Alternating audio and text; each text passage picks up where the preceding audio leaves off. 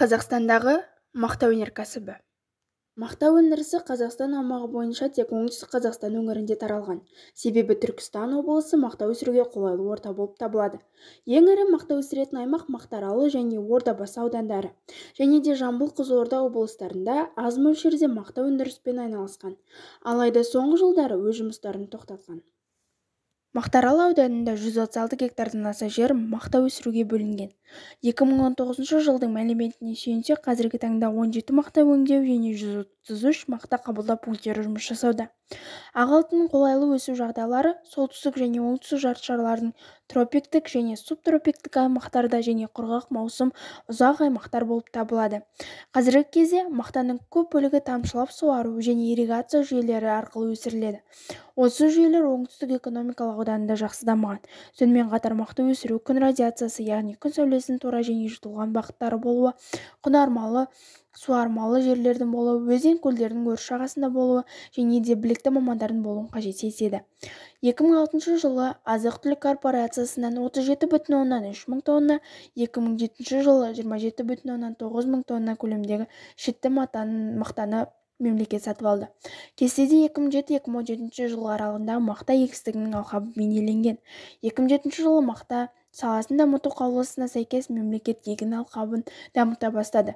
Сонымен қатар елімізде мақта экспорты астықтан кейінгі екінші орында. Ауыл шаруашылығын өндірісінің жалпы алғанда 40%-ын құрайды.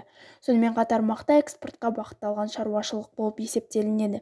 Өңделген мақтаның 90%-ы шетелге шығарылады.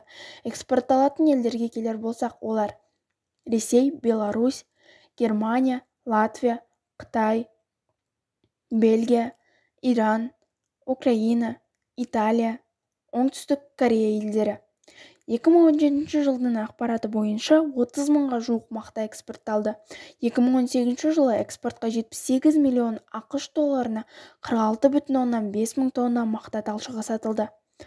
Мақта талшығының негізгі көлемі Латвия, Молдова, Қытай елдері болып есептелінді және де сол елдерге экспортталды. Қазақстанның мақта бойынша үздік серіктесі Луис Трейфас. Бұл компаниямен Қазақстан 2006 жылдан бергі серіктес болып табылады. 2020 жылы 316 мың тонна шитті мақта қорға жиналды. Өнімділік бойынша Түркістан облысының Ордабасы, Мақтаарал аудандары көш бастады. Жиналған мақтаны өсірушілер 18 мақта өңдеу зауытының 166 қабылдау пункттеріне өткізді. Мақта тұқымдарына келер болсақ, мақта өндіру серіктестіктері Түркістан сортын белсенді өсіріп, басқа елдерге экспорттайды. Айырмашылығы тез піседі, гүлдейді және минералды тыңайтқыштарды көп мөлшерде талап етпейді. Төртінші түрге жататын мақтаның бұл түрі тоқыма өндірісіне жарамды. Бұл сортты облыстың басқа аудандары мен қалаларының шаруашылықтары өсіреді. Тоқыма өндірісі Қазақстанның үш аумағында таралған: Павлодар, Қостанай және Шымкентте кездеседі. Киіз және киіз аяқ киім Ақмола және Шығыс Қазақстан облыстарында жасалады. Елде мақтаның жоғары репродукциялы тұқымдарын өсірумен оңтүстік Қазақстан облысының 5 аттестатталған тұқым өсіру шаруашылығы айналысады. Олар мақта шаруашылығы ғылыми-зерттеу институты, Нысан, Нұр, Кетебай, Қайнар, Қазақзерно.